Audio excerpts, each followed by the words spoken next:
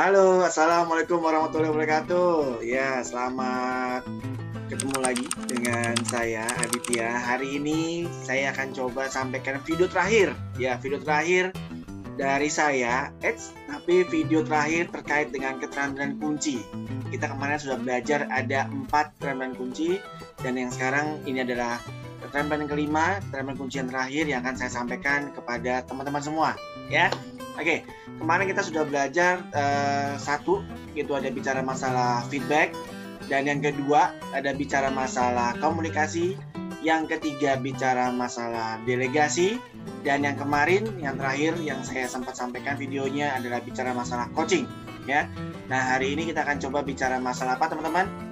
Ya, mengatur prioritas. Nanti akan saya sampaikan, saya share terkait dengan presentasi saya dari slide materi yang saya dapatkan di kantor saya yang lama, dan ini menurut saya cukup baik sekali, cukup bagus untuk saya share ke teman-teman. Saya di sini bukan berarti jago atau pintar, tapi saya hanya ingin menyampaikan apa yang membuat saya menjadi seperti sekarang ini, menjadi lebih baik, menjadi lebih menghargai waktu, bagaimana menghadapi teman-teman, menghadapi atasan, bawahan, itu menjadi lebih baik, teman-teman. Ya, harapan saya pun teman-teman akan seperti itu. Baik ya. Nah, kalau teman-teman lihat di belakang ini saya dari ambil foto dari Ciparai, di mana waktu kemarin dulu saya bermain ke sana dan berendam air panas. Ya, masih suasananya masih cukup bagus lah ya untuk kita datangi, dan wisata alam ini memang cukup membuat kita refresh. Karena di masa-masa pandemi seperti ini kan kita tetap harus 3M dan 1M ya. Mencuci tangan menggunakan sabun, kedua adalah memakai masker, yang ketiga adalah menjaga jarak, dan yang terakhir tambahannya adalah menghindari kerumunan. Daerah sini tidak terlalu banyak orang, jadi cukup aman buat teman-teman, dan juga udaranya cukup bagus, dan hati-hati kalau hujan, licin sekali. Jadi kalau misalkan teman-teman nanti bermain ke sini, silahkan saksikan videonya sampai terakhir, dan di sesi terakhir saya akan sampaikan sedikit bocoran terkait dengan tempat ini. Ya, baik. Saya coba share terkait dengan materi saya. Jadi di sini kita masih bicara masalah be effective, be inspiring leader, ya teman-teman. Oke. Seperti yang saya sampaikan sebelumnya, bahwa sebagai bos itu memang lebih baik kita menjadi leader, ya. Jadi leader itu lebih baik daripada bos menurut saya. Menjadi leader itu kita bisa membawa teman-teman kita menjadi sukses bersama. Jadi tidak sukses sendirian nih. Dan paling besar Jenderal Sudirman pun seperti itu. Dia mengharapkan dengan quote-nya beliau adalah jangan korbankan karirmu demi diri sendiri, tapi baiknya korbankan karirmu demi anggota-anggotamu, sehingga dengan demikian karirmu juga akan ikut naik dengan lebih baik, gitu ya. Nah, di sini kita kunci yang kelima, teman-teman. 1, 2, 3, dan 4 sebelumnya sudah saya sampaikan. Semoga cukup bermanfaat video-video saya sebelumnya. Dan untuk video yang kelima ini, saya akan bicara sedikit terkait dengan mengatur prioritas. Nah, sebelum itu kita akan bermain quiz time ya. Nah, teman-teman siapkan pensil dan juga kertas. Saya hanya minta ada beberapa soal, belasan soal untuk teman-teman isi. Dengan saya sebut adalah ini terkait dengan urgensi indeks. Nah, di sini teman-teman akan ada pertanyaan. Nah, teman-teman sampaikan kira-kira pernahkah, jarang, kadang, atau sampai selalu dengan poin 0, 1, 2, 3, 4 di setiap nomornya. Sudah siap? Yuk, nomor 1. Tampaknya kinerja saya paling bagus ketika saya berada dalam tekanan. Isi, teman-teman yang mana? Sudah? Yang kedua, saya sering menyalahkan tekanan dan ketergesaan dari pihak luar atas kurangnya kesempatan untuk melakukan introspeksi diri ke dalam diri saya. Yang ketiga, saya sering frustasi atas kelambanan orang-orang dan hal-hal di sekeliling saya. Saya benci kalau harus menunggu atau antri. Sudah? Yang keempat, saya merasa bersalah kalau saya ambil waktu untuk istirahat di hari kerja. Ada yang belum? Kalau sudah, saya pindah ke halaman berikutnya nih. Oke, sudah ya. Yang kelima, rasanya saya selalu bergegas-gegas dari tempat ke tempat, dari aktivitas ke aktivitas. Nah, teman-teman sampaikan, sering, jarang, yang paling tinggi itu selalu di nomor 4. Kalau 0 tuh enggak. Jadi 1, 2, 3, 4. Ya, semakin ke nomor 4, semakin selalu, semakin sering. Ya, sering dan selalu. Selalu tuh lebih intensnya lebih banyak ketimbang yang sering. Yang keenam, saya sering kali harus menyingkirkan orang lain agar saya dapat menyelesaikan proyek. 7. Saya merasa gelisah ketika saya tidak ada kontak dengan kantor lebih dari beberapa menit.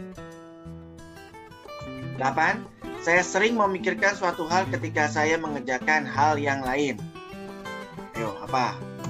9. Kinerja saya paling baik ketika saya menangani situasi krisis. 0 sampai dengan 4 ya. 0 yang tidak, 4 selalu. 10. Adrenalin yang mengalir karena suatu krisis rasanya lebih memuaskan bagi saya daripada pencapaian suatu proyek jangka panjang.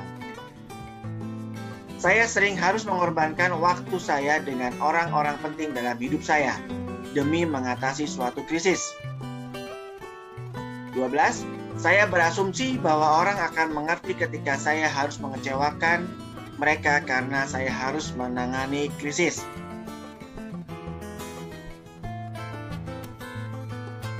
Sudah? Sudah belum? Oke, halaman terakhir. 13. Saya merasa berarti ketika saya berhasil mengatasi suatu krisis. Saya sering makan siang sambil bekerja. 15. Saya selalu berpikir bahwa suatu saat saya akan dapat melakukan apa saja yang benar-benar ingin saya lakukan. 16. Tumpukan tinggi di keranjang Outbox pada akhir hari membuat saya merasa sangat produktif. Ya, kira-kira yang mana teman-teman? Dari 0 sampai dengan 4, dari 0 yang jarang sampai dengan 4 yang selalu. Teman-teman isi setiap nomornya dan nanti ada total skornya harus teman jumlahkan ya. Jadi nomor 1 sampai nomor 16 teman-teman jumlahkan. Saya ulangin ya. Nih, nomor 1 sampai nomor 4 teman-teman yang mana? Dari tidak pernah sampai dengan selalu. Oke, selanjutnya nomor 5 sampai dengan nomor 12 yang mana yang teman-teman tadi pilih. Kalau teman-teman merasa kesulitan boleh di pause dulu, diisi dulu, baru lanjut lagi play ya, karena ini sebenarnya harus jawabannya harus cepat, karena jangan sampai teman-teman mengeluarkan jawaban-jawaban ideal, karena kita pengen tahu sebagaimana teman-teman sehari-harinya seperti apa, sehingga kita bisa bahas terkait dengan urgency index yang kita bisa sampaikan. Oke, kalau sudah jumlahkan total skornya, sudah dapat angka berapa? Penasaran kan? Hasilnya apa sih nih? Kuisnya seperti ini. Nah, ini dia hasilnya.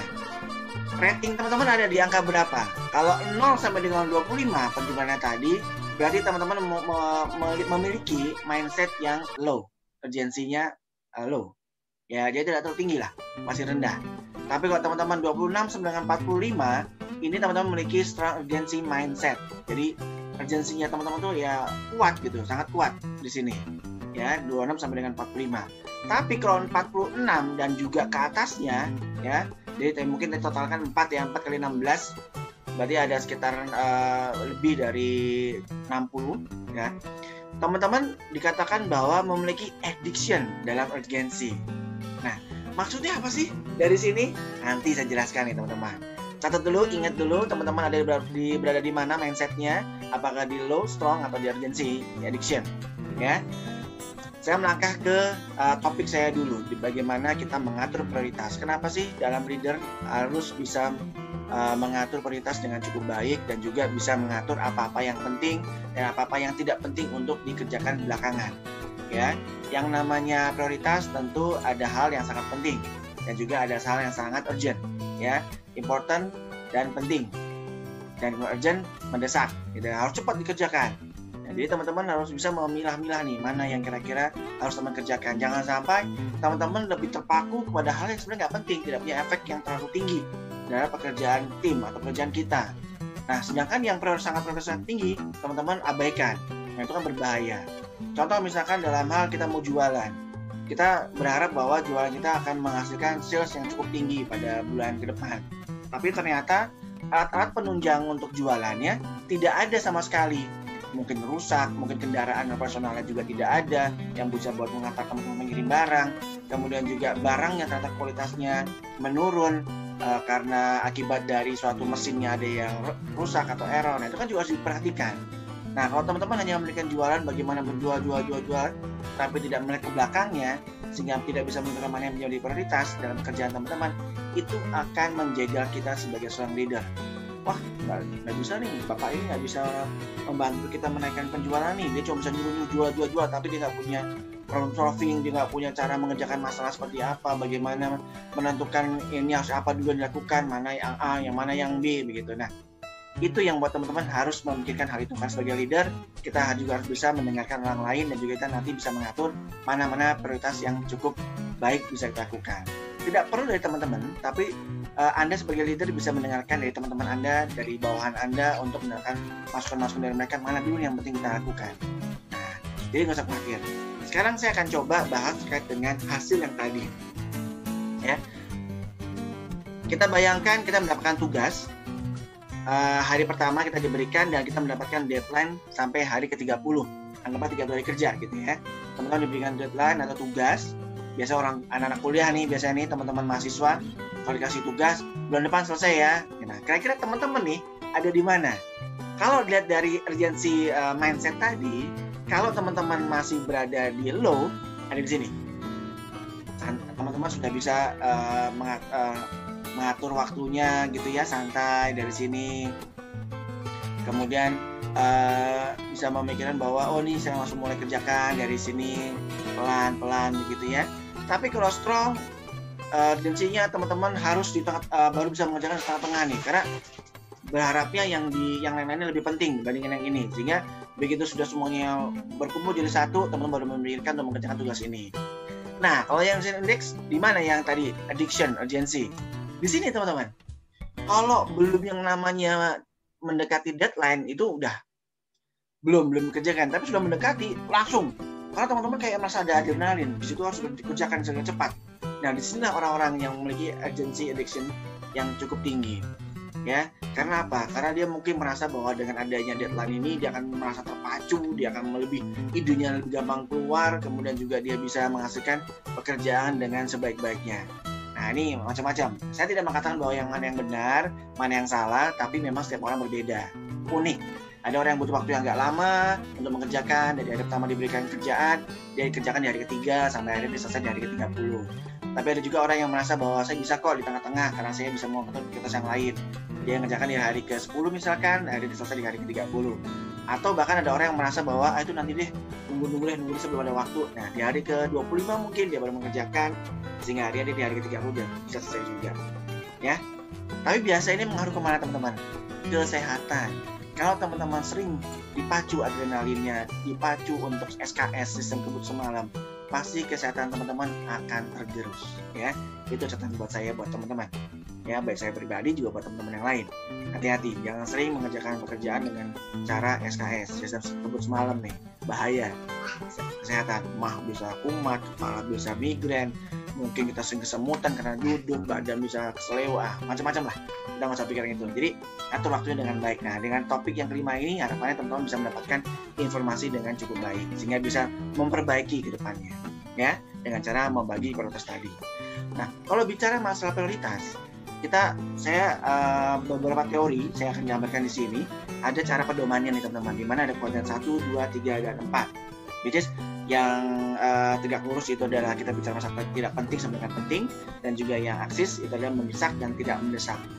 Nah, kira-kira nomor 1 untuk bagian pertama, yang penting dan mendesak itu apa sih? Pekerjaan apa? Ada yang kebayang teman-teman? Penting dan juga mendesak, urgent dan juga important. Apa kira-kira? Ya, ini dia. Ada kebakaran, ada pasien darurat, atau dia merasakan bahwa harus dioperasi. Nah, orang-orang seperti inilah yang memang selalu berada dalam krisis. Karena apa? Harus sudah ditangani. Kalau tidak, semuanya lewat. Bisa mungkin rumah, gedung bisa hancur habis karena kebakaran, atau bahkan kalau dokter tidak buru-buru datang, contoh dokter kandungan lah. Kita harus adanya melakukan lahiran begitu ya, dia telat datang kan juga kasihan buat si pasien atau ibu hamil yang akan melahirkan. Nah, ini kondisi-kondisi memang sangat krisis. Biasanya orang-orang inilah yang berada di sini, penting dan mendesak. Ya, karena di saat-saat urgent dan mendesak, dia harus datang, dia harus hadir, dan dia menyelesaikan. Begitu. Kemudian kuadran yang ketiga ada juga. Kita bicara masalah yang tidak penting tapi dia mendesak. Contohnya apa? Telepon. Ada suara telepon nih. Kan kita merasa kayak harus diangkat nih, harus diangkat karena suaranya sangat mengganggu kan. Nah, kita dengar nih suaranya, kita nggak tahu tanpa itu diangkat penawaran kredit, penawaran KTA dan lain-lain ya. Mungkin bagi teman-teman belum butuh gitu, atau dari teman yang hanya sekedar mengucapkan hai apa kabar, pengen cari-cari waktu untuk basa-basi gitu ya. Kan banyak nih seperti ini, seakan-akan dia mendesak tapi sebenarnya nggak penting. Dan juga email, kalau kita pakai telepon ya, di telepon teman-teman di sini misalkan kan ada warna, ada lampu ya kedap-kedip gitu di situ. Kalau teman-teman di silent pun kan dia biasanya akan muncul tuh kedap-kedip. Nah, itu kan juga mengganggu tuh. Kayak seakan-akan harus diangkat nih gitu. Nah, itu sebenarnya distraction atau pengalihan yang mungkin teman-teman tidak perlu difokuskan di situ. Berikutnya di kuadran keempat, ini yang sering kita lakukan sekarang. Kalau nggak ada waktu, kita bermain dengan sosmed, nonton TV. Intinya ada kegiatan-kegiatan yang kurang bermanfaat. Kecuali kalau sosmed itu berjualan, ya itu bagus. Sosmed untuk mengembangkan diri dengan cara membagi-bagikan topik-topik share yang cukup bagus, gitu ya. Jadi sharing terkait dengan ilmu dan lain-lain itu boleh. Atau nonton TV yang memang terkait dengan pengembangan, training kah atau apa ya itu boleh lah. Tapi kalau cuma nonton TV, tonton novela atau apa gitu ya, mohon maaf nih yang suka tonton novela, ya mungkin belum lah. Kalau memang belum waktunya kosong betul, ya jangan dilakukan. Ya, kita kan bicara masa prioritas. Kalau memang pada saat waktu yang sama harus ada yang dikerjakan lebih penting, ya kerjakanlah yang paling penting.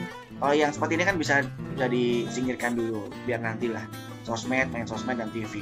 Kadang-kadang suka lupa tuh, ibadah pun kadang suka terlupakan. Lebih sering ngecek sosmed daripada ngecek 5 kali waktu sholat. Nah, itu untuk yang muslim. Bahkan mungkin yang teman-teman yang ibadah lain sampai lupa berdoa karena lebih sering ngecek sosmed. Nah, itu juga berbahaya ya buat teman-teman ya. Secara spiritual kita akan sangat berkurang. Nah, yang terakhir, kuadran kedua. Ini kegiatan lebih produktif ya. Penting tapi tidak mendesak, tapi bisa teman-teman lakukan ya.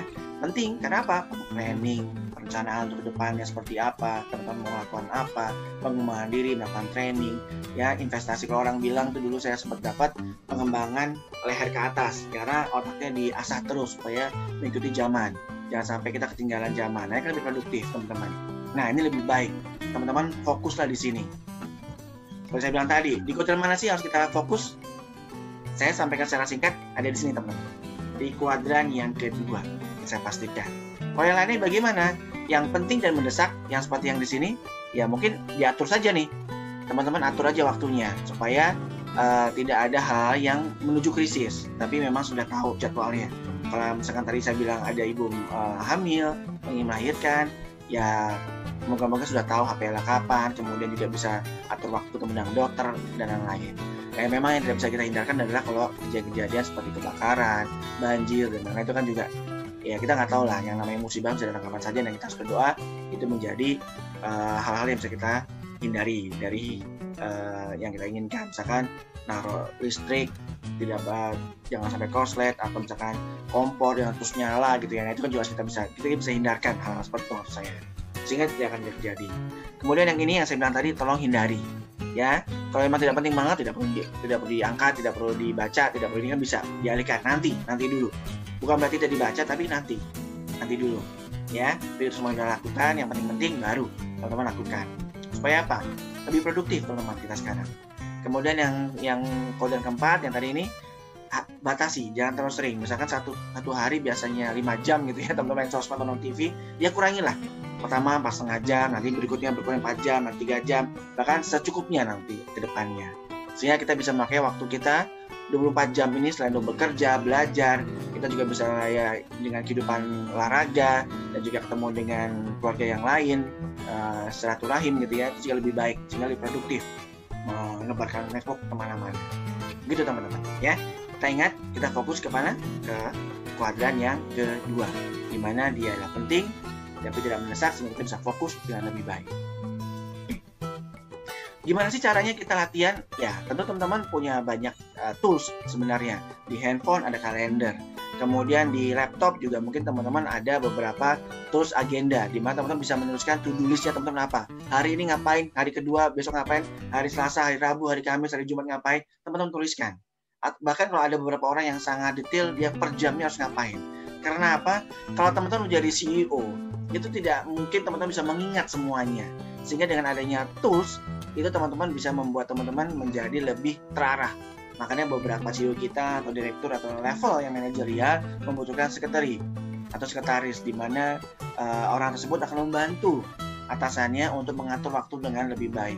Karena kalau sudah di level paling atas, teman-teman sudah tidak bisa memikirkan jumlah uang yang hanya 1 juta, 2 juta. Udah level direktur mungkin sudah MM-an, bahkan triliun gitu ya. Nah itu kan juga hal-hal yang perlu teman-teman hindari, mengerjakan hal-hal yang tidak penting. Nah, contoh gampangnya adalah yang saya bilang tadi, teman-teman bikin plan secara weekly, latihan dulu gitu ya. Setiap hari ngapain, kemudian dicatat di situ, dan harapan-harapannya apa, teman-teman tuliskan di situ. Itu latihan buat teman-teman. Karena dengan ini teman-teman bisa mengatur waktu kapan harus ketemu dengan orang A, kapan ketemu dengan orang B, kapan harus selesai mengerjakan tugas A, kapan harus selesai mengerjakan tugas B, dan kapan harus mulai meeting. Teman-teman tuliskan. Memang terkesan ribet teman-teman, tapi orang bagi seperti saya, ini sangat membantu. Kalau teman-teman sempat bekerja sama dengan saya atau tahu saya bagaimana sehari-harinya, di mana-mana saya pasti ada post-it di laptop, di meja kerja, meja belajar, atau bahkan di dalam handphone. Banyak catatan-catatan note-note yang saya catat di situ. Karena apa? Itu membantu saya. Karena saya tidak mungkin mengingat semua yang dalam memori saya. Karena kalau tidak bisa pecah kepala saya. Nah, kira-kira itu yang bisa saya sampaikan terkait dengan materi yang kelima, video terakhir dari saya, keterampilan kunci bagaimana membentuk menjadi leader yang efektif dan juga inspire, bisa memberikan inspirasi buat orang lain. Ya, teman-teman, semoga dari 5 video saya ini bisa membuat teman-teman sedikit belajar. Ya, walaupun saya tahu saya bukan ahlinya di sini, tapi saya sharing karena teman-teman semoga apa yang saya sampaikan di sini, video ini dan video sebelumnya juga membuat manfaat. Dari video yang saya terkait dengan feedback, komunikasi, coaching, bahkan bicara masalah delegasi, dan terakhirnya bicara masalah prioritas, bisa membantu teman-teman menjadi lebih baik. Ya, intinya menjadi leader yang lebih baik. Oke, ikuti terus video-video saya selanjutnya, dan jangan lupa subscribe di YouTube channel saya, dan semoga saya bisa terus memberikan video-video yang menarik, bermanfaat, dan juga bisa belajar bersama dengan teman-teman semua. Terima kasih atas waktu yang diberikan. Teman-teman sudah menyaksikan video ini sampai dengan akhir. Dan jangan lupa kalau ingin menginspirasi untuk orang lain, dimana kalau teman-teman menjadi atasan, tentunya bisa membawa bawahan teman-teman menjadi lebih baik lagi dengan adanya 5 keterampilan kunci yang tadi sempat saya sampaikan, dan juga sebelum-sebelumnya ada 4 video saya sebelumnya. Ya, apa aja? Saya ulang lagi ya. Ada feedback, ada komunikasi, kemudian juga ada coaching dan delegasi, dan terakhir tadi adalah mengatur prioritas. Harapannya dengan belajar bersama ini, teman-teman akan bisa terbantu dengan adanya video-video yang singkat, tapi mungkin dengan materi yang memang cukup padat, teman-teman bisa mempelajari dengan lebih baik ke depannya. Sehingga teman-teman bisa menjadi leader yang menginspirasi orang lain. Baik, terima kasih atas waktunya teman-teman bisa menonton video sampai dengan akhir. Dan jangan lupa subscribe di video channel YouTube saya. Dan jangan lupa setelah itu dicek tombol loncengnya, sehingga teman-teman akan mendapatkan update terus terkait dengan video-video saya yang baru, dan doakan saya bisa memberikan video-video yang lainnya yang bermanfaat buat teman-teman, dan juga mungkin bisa belajar bersama juga untuk teman-teman yang lain. Baik, terima kasih, sampai ketemu lagi. Dan jangan lupa kalau tertarik dengan wisata alam yang di belakang saya ini, saya akan coba berikan sedikit cuplikan terkait dengan tempat lokasinya di Ciparai, sehingga teman-teman kalau memang tertarik mau ke sana, segera datang ke sana, dan juga nikmati pemandangannya, airnya, dan semuanya dengan rasa hidup yang refresh ya, bisa menghirup udara yang cukup baik. Dan memang harus tetap 3M dan juga 1M. Memakai masker, mencuci tangan menggunakan sabun, kemudian menghindari kerumunan, dan juga menjaga jarak. Sampai ketemu. Wassalamualaikum warahmatullahi wabarakatuh.